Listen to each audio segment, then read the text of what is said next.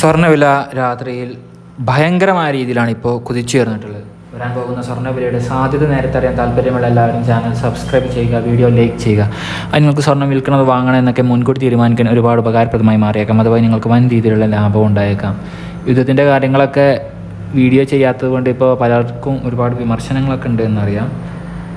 എന്തായാലും അതൊക്കെ പിന്നീട് ചെയ്യണമോ വേണ്ടയോ എന്ന് ഇന്ത്യയിൽ ഓക്കെ പറയാം. അതേപോലെ എന്തായാലും അപ്ഡേറ്റുകൾ എന്തായാലും നൽകുന്നുണ്ട്. തമ്പനയിൽ കൊടുക്കുന്നത് ഒഴിവാക്കിയെന്നുള്ളൂ. തമ്പനയിൽ എനിക്ക് ഇഷ്ടമില്ല അങ്ങനെ കൊടുക്കുന്നത്, കാരണം യുദ്ധത്തിൻ്റെ കാര്യങ്ങളൊക്കെ അത് ഓരോ സമയം ഓരോ തോന്നലാണ്. എന്തായാലും അപ്പോൾ ഇവിടെ എന്താണെന്ന് വെച്ച് കഴിഞ്ഞാൽ സ്വർണ്ണവില സേഫ് ഹെവൻ ബൈയിങ്ങിൻ്റെ ആ ഒരു പ്രോപ്പർട്ടി, അതായത് ഗോൾഡിൻ്റെ ഡിമാൻഡ് വലിയ രീതിയിൽ വർദ്ധിച്ചിട്ടുണ്ട്. സെൻട്രൽ ബാങ്ക് ഭയങ്കരമായ രീതിയിലാണ് ഗോൾഡ് വാങ്ങി കൂട്ടിക്കൊണ്ടിരിക്കുന്നത്. ഭയങ്കരമായ രീതിയിലുള്ള ജിയോ പൊളിറ്റിക്കൽ ടെൻഷൻസാണ് ഇപ്പോൾ രൂപപ്പെട്ടിട്ടുള്ളത് മിഡിൽ ഈസ്റ്റിലും റഷ്യ ഉക്രൈൻ യുദ്ധത്തിലും, പ്രത്യേകിച്ച് മിഡിൽ ഈസ്റ്റ്. ബോണ്ട് ഈൽഡ് താഴേക്ക് പോയിട്ടുണ്ട്. പിന്നെ റേറ്റ് കട്ടിൻ എന്ന് പറയുന്ന ഒരു സാധനം, നേരത്തെ കുറച്ച് മുമ്പ് ബോണ്ട് ഈൽഡും ഡോളറൊക്കെ സ്ട്രോങ് ആയിരുന്നു, പക്ഷേ ഇപ്പോൾ ജസ്റ്റ് ബോണ്ട് ഈൽഡ് താഴേക്ക് പോയി എന്നാണ് ലേറ്റസ്റ്റ് റിപ്പോർട്ടുകളൊക്കെ വരുന്നത്. ഇന്ന് റേറ്റ് കട്ടിൻ്റെയും ഒരു ഫെഡറൽ ഒരു അഗ്രസീവ് രീതിയിലുള്ള ഒരു മോണിറ്ററി പോളിസിങ്ങിൽ നടക്കാൻ പോകുന്ന ഈസിങ്, ആ ഒരു ചിന്താഗതിയിലും നേരത്തെ 0.5% റേറ്റ് കട്ട് നടത്തി കഴിഞ്ഞു. അറിയാമല്ലോ, എല്ലാവരും നമ്മളെല്ലാം റിപ്പോർട്ട് ചെയ്തതാണ്. അപ്പോൾ ഗോൾഡ് വലിയ രീതിയിലാണ് ഇതിൻ്റെയൊക്കെ പശ്ചാത്തലത്തിൽ ഭയങ്കരമായ രീതിയിൽ കുതിച്ചുയർന്നുകൊണ്ട് US labour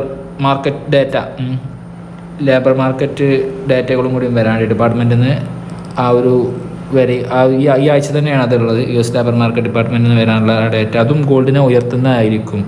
ISM manufacturing and service indices, ഒന്നും കൂടി പറയുകയാണെങ്കിൽ institute four supply manufacturing and service indices ഈ ആഴ്ച വരും.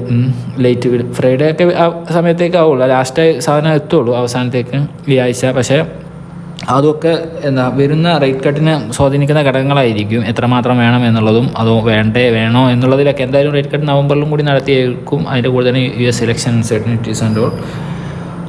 എന്തായാലും ഈ പശ്ചാത്തലമൊക്കെ എന്തായാലും ഗോൾഡിനെ ഉയർത്തുന്നത് എന്തായാലും നേരത്തെ പറഞ്ഞതാണ്, സ്വർണ്ണവില ഉയരാൻ തന്നെയാണ് പോകുന്നത് എന്നുള്ളത്. ഇന്ന് രാവിലെ തന്നെ ഇന്ത്യയിൽ അങ്ങനെ തന്നെ നാളത്തെ സ്വർണ്ണവില എന്ന് പറഞ്ഞാൽ ഇട്ടിട്ടുണ്ട്. സ്വർണ്ണവില കുതിച്ചുയരാൻ പോവുകയാണെന്ന്. പിന്നെ നമ്മൾ മറ്റുള്ള കാര്യങ്ങളൊക്കെ നമ്മൾ നേരത്തെ റിപ്പോർട്ട് ചെയ്തതാണ്. അപ്പോൾ ഈ വർദ്ധിച്ചു വരുന്ന വലിയ രീതിയിലുള്ള ഒരു ഫിയർ മിഡിൽ ഈസ്റ്റിലെ ഈ പ്രശ്നങ്ങളൊക്കെ പശ്ചാത്തലത്തിൽ വലിയ പ്രശ്നങ്ങളൊക്കെ ഉണ്ട്. ഒരുപാട് ഡേറ്റാസ് ഇന്ത്യയിൽ നിന്ന് കിട്ടിയിട്ടുണ്ട്. എല്ലാം അതിൻ്റെ കൺഫേംഡ് ആയിട്ടുള്ള ലെവലിൽ വരുമ്പോൾ എന്തെങ്കിലും അത് നിങ്ങൾക്ക് നൽകാറുള്ളൂ.